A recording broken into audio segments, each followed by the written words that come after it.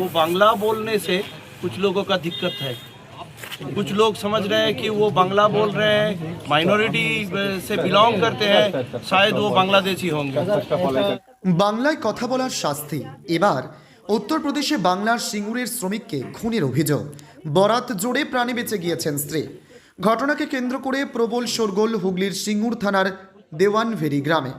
খবর পেয়েই মৃতের বাড়ি গিয়েছে বাংলা পক্ষের প্রতিনিধিরা। পরিবারের পাশে থাকার আশ্বাস দিয়েছেন তারা। জানা গিয়েছে মৃতের নাম শেখ শহীদুল্লাহ, তার বয়স 32 বছর। হুগলির সিঙ্গুর থানার দেওয়ানভেরির বাসিন্দা তিনি। দীর্ঘদিন ধরেই উত্তরপ্রদেশে থাকতেন তিনি, কাজ করতেন সোনার দোকানে। স্ত্রী সন্তানও সেখানেই থাকত। সম্প্রতি এসআইআর শুনানিতে ডাক পান শহীদুল্লাহর স্ত্রী। সেই কারণে তিনি ফিরে এসেছিলেন গ্রামে। 19 তারিখ ফেরার কথা ছিল যুবকের। তার আগেই গ্রামে ফিরল যুবকের কফিনবন্দি দেহ।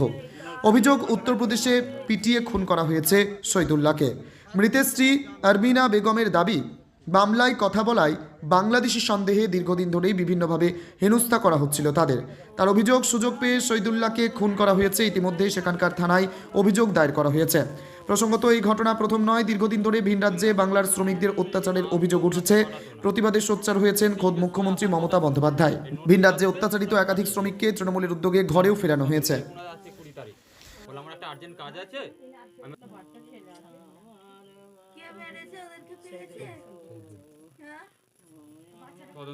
আজ সিঙ্গুর থানা দিয়ানভেরি গ্রামের বাসিন্দা আমাদের এখানকার একটা ছেলে শেখ শহীদুল্লাহ কর্মের জন্য উত্তরপ্রদেশে গিয়ে কাজ করতেন।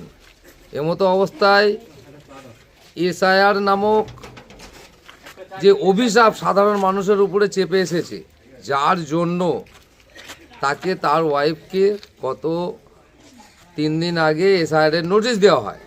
তার বাড়িতে তার ওয়াইফ এসআইআরের হিয়ারিংয়ের জন্য ইউপি থেকে বাড়ি আসে। সেই সুযোগে একলা পেয়ে ওখানে তাকে কিছু ক্রিমিনাল খুন করে, মানে গলা কেটে তার শ্বাসরোধ করে দেওয়া হয়। তো এসআইআর নামক দুঃখটা কি আমাদের জীবন থেকে যাবে না? আর কত প্রাণ নেবে? আর যোগী সরকার বা মোদী সরকার কি বলতে চাইছে? বিহারে মানে যেখানেই বাংলার লোকেরা যাচ্ছে সেখানেই তাদেরকে আত্মহত্যা করতে হচ্ছে, তাদেরকে পিটিয়ে মেরে ফেলছে। কেন? বাংলায় তো সকলে শান্তিতে আছে, তো অন্য রাজ্যে গিয়ে তাদের উপরে কেন আক্রমণ করা হচ্ছে? আপনাদের মাধ্যম দিয়ে আমি এটাই জানাতে চাই যে আমাদেরকে শান্তিতে বাঁচতে দেওয়া হোক, সেটা এসআইআরই হোক আর বাংলা বলার জন্যই হোক। আমরা এখন আছি হুগলি জেলার সিঙ্গুরে। আপনারা জানেন যে গত 13 তারিখ সিঙ্গুরের থেকে শেখ শহীদুল্লাহ, সে পরিযায়ী শ্রমিক, সে ইউপিতে সোনার কাজ করত। ইউপিতে সোনার কাজ করতে গিয়ে তাকে 13 তারিখ রাতে তাকে খুন করা হয়। প্রথমে মাথায় ভারী কিছু দিয়ে আঘাত করে তার মাথা ফাটিয়ে দেওয়া হয়। আমরা দেখছিলাম ছবিগুলো, পুরো দেওয়ালে রক্তের দাগ। তারপর তাকে ছুরি দিয়ে গলা কেটে তাকে খুন করা হয়। খুন করে, এবং আমরা যেটা জানতে পারলাম, সে ওখানে যেহেতু সোনার কাজ করত, তার কাছে বেশ কিছু সোনা ছিল। সেটা 100 গ্রাম হোক 200 গ্রাম হোক, তার কাছে বেশ কিছু সোনা ছিল, তার কাছে কিছু টাকা পয়সা ছিল। সেই সব কিছু লুটপাট চালানো হয়। এবং যখন আজকে ইউপি থেকে তার মৃতদেহ এখানে তার গ্রামে আসে, ইউপি পুলিশ জানায় যে বাংলাদেশি সন্দেহে তাকে খুন করা হয়েছে। আপনারা জানেন যে এই খুনের ঘটনা আজকে প্রথম নয়।